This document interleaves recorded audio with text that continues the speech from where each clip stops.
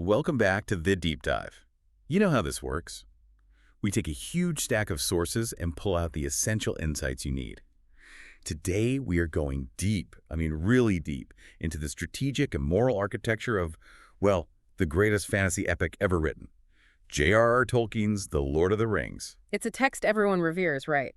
But we're going beyond just the battles and the maps. Our mission today is a bit more surgical. We're extracting the reasons why these iconic characters, from Gandalf all the way down to the humblest hobbit, make their choices. We're using this framework of psychological archetypes, the architects, the advocates, the mediators, to really map the internal logic that drives the whole war. And that's the absolute key, isn't it? We're looking at the intellectual and moral engine inside people like Gandalf, Frodo, and even Sauron.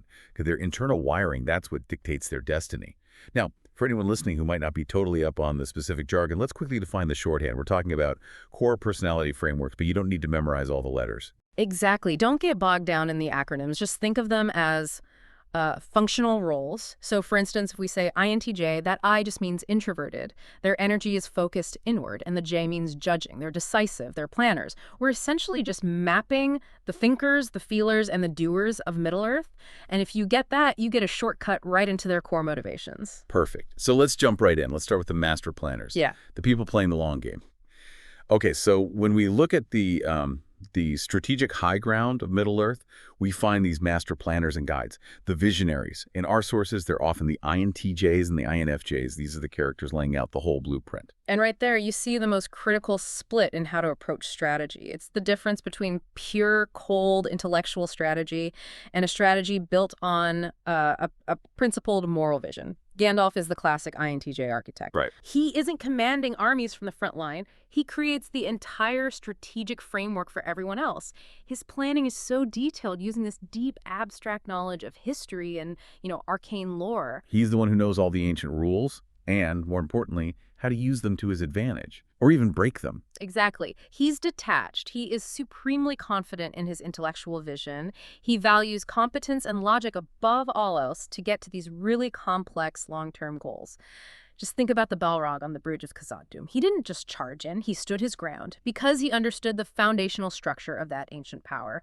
He was strategically sacrificing himself to ensure the mission continued. That's a cold, logical cost assessment that only a supreme strategist could make in that moment. That's a fantastic point. But if Gandalf is all pure strategy, where does the warmth come from? The story's success depends on this profound moral core, which I guess brings us to the INFJ advocates. Yes. The INFJ is also introverted, intuitive, and judging, but their compass is feeling, not thinking.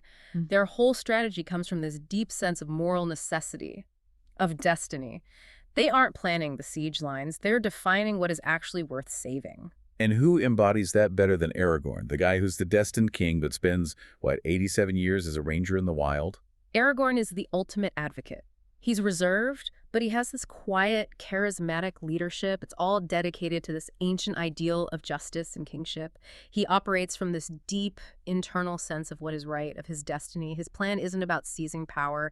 It's about serving a moral ideal. He's the compassionate protector. And we see that same quiet guiding hand with the elves, too, like Elrond. He's also an advocate. He orchestrates the whole Council of Elrond. He literally creates the safe haven of Rivendell based on this ancient principled knowledge. It's like moral infrastructure. And Galadriel's the perfect complement to that. She's the wise, visionary elder, deeply introspective. Her power is intuition, it's empathy. She reads hearts and futures. Think about that moment she's offered the ring and refuses. That's not passive. That is the supreme strategic and moral choice. She knows that taking it would turn her into a tyrannical architect, just like Sauron. Her power is quiet because she understands that the greatest strength is often restraint. Okay, so if the whole war is being orchestrated by these architects and advocates, where does the moral weight of the quest actually lie? Because the sources are pretty clear. Middle-earth isn't saved by the great minds. It's saved by the quiet integrity of the hobbits, which shifts the focus completely away from outward command to internal values. We're moving to the INFP and ISFJ dynamic. This is the absolute heart of the story. Frodo Baggins is the quintessential INFP mediator. If Aragorn's destiny is written in the stars, Frodo's is written on his heart.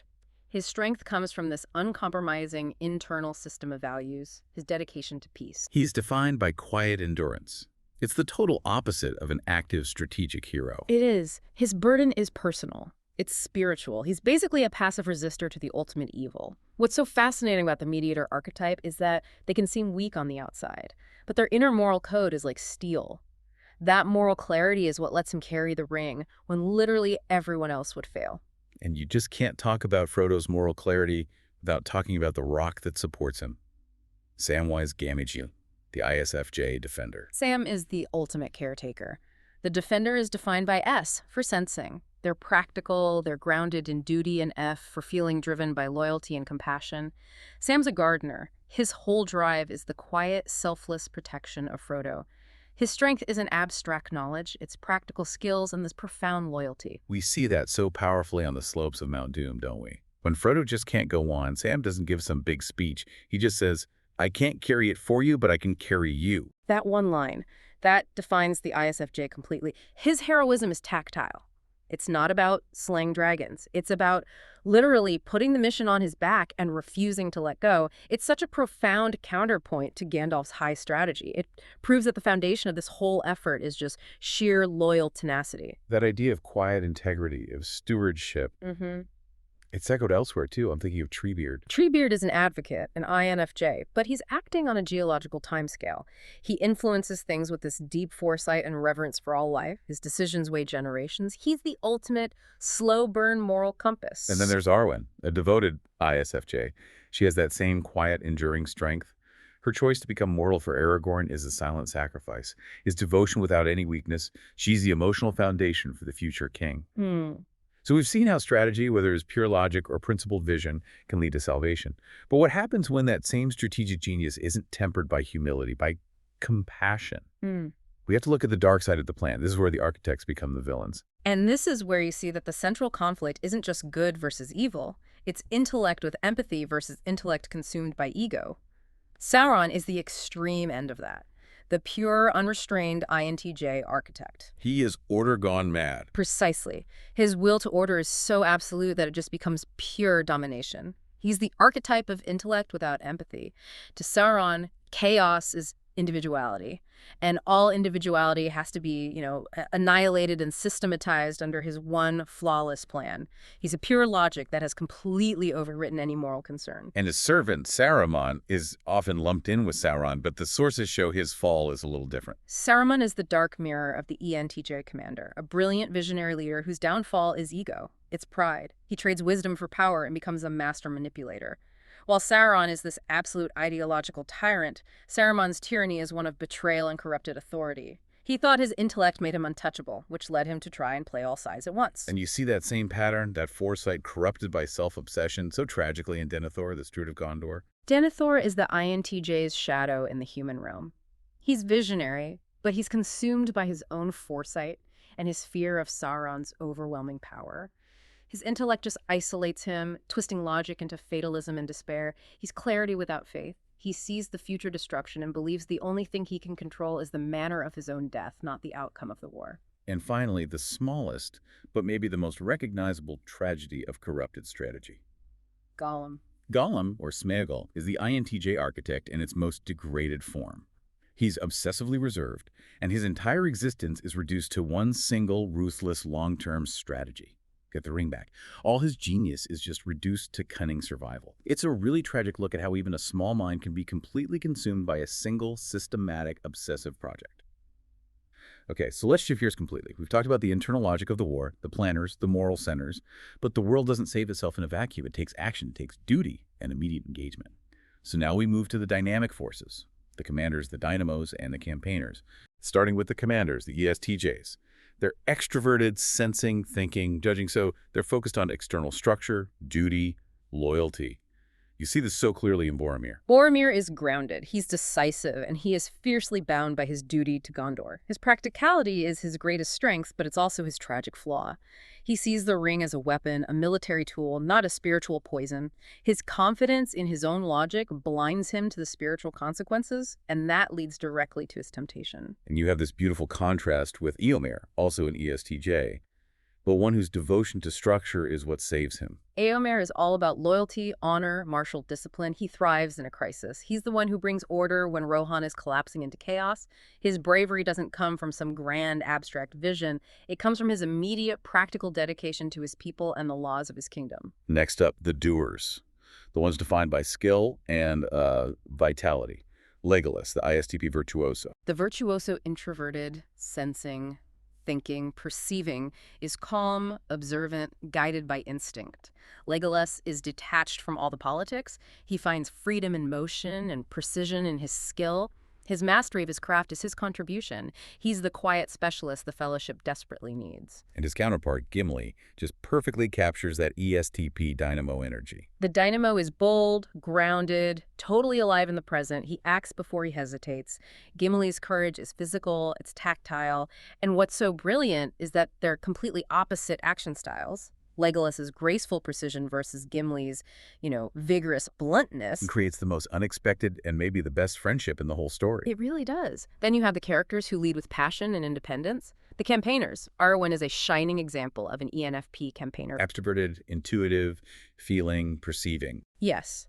She's idealistic, she's courageous, but fundamentally she refuses to be confined by tradition. She's driven by this fierce yearning for meaning, for glory. She transforms her pain into action. When she rides out to face the Witch King, it's not just duty, it's a defiant pursuit of significance. And speaking of defiance and free spirits, we have to acknowledge the greatest mystery of Middle-earth, Tom Bombadil, also an ENFP. Tom Bombadil is pure, joyful autonomy. He's driven by enthusiasm and the free-spirited pursuit of simple pleasure and song. His power is that he's completely outside the system. He ignores the moral turmoil because it just doesn't apply to him. He's pure freedom from all this strategic necessity. And finally, the Hobbits who aren't carrying the ring but are still essential. Mary, the ESFP entertainer. The entertainer is lively, adaptable, socially attuned. Mary's quick thinking, like getting the Ents involved and then facing the Witch King, it's all fueled by his enthusiasm and his sense of camaraderie. He brings a bit of lightness and adaptability to these grim situations. While Pippin is the classic ENFP campaigner of the group. High-spirited, spontaneous, a source of, accidental chaos, like looking into the Palantir. But he has this core innocence and enthusiasm, and that inherent goodness eventually leads him to service in Gondor, where he provides crucial information to the good guys. And we should give a quick mention to Faramir, Boromir's brother. He's a powerful moral contrast to his ESTJ sibling. As an ISFP adventurer, he's introspective, guided by his own deep morality. He values inner truth over reputation. He's the hero who refuses the temptation his brother falls for. This deep dive really makes you see the entire cast of Middle-earth as this essential interlocking system. You need the meticulous planning of the architects. Yeah. But you only win because that competence is balanced by the deep compassion of the advocates and the quiet, tenacious loyalty of the defenders. It's a foundational lesson, really. The sources show us that The Lord of the Rings is exploring that internal struggle between control and surrender, intellect and humility. It's a roadmap that shows how empathy and insight can save a world just as effectively as the most sophisticated battle plan. The greatest failures in Middle-earth always came when brilliant minds lost their moral compass. So the source material really makes it clear that the ultimate conflict is rarely the external one. It's always the internal battle that decides the outcome. Think about it this way. If Sauron represents intellect without empathy, trying to annihilate chaos with absolute order, then consider Denethor's tragedy. His wisdom is undone by arrogance and despair, and that proves the final lesson of this deep dive. The capacity for strategy is never enough. It has to be coupled with faith, with moral certainty, and with humility, or else it risks becoming the very thing it's trying to fight. That humility, which is embodied by the smallest of the characters, is the ultimate secret weapon of Middle-earth.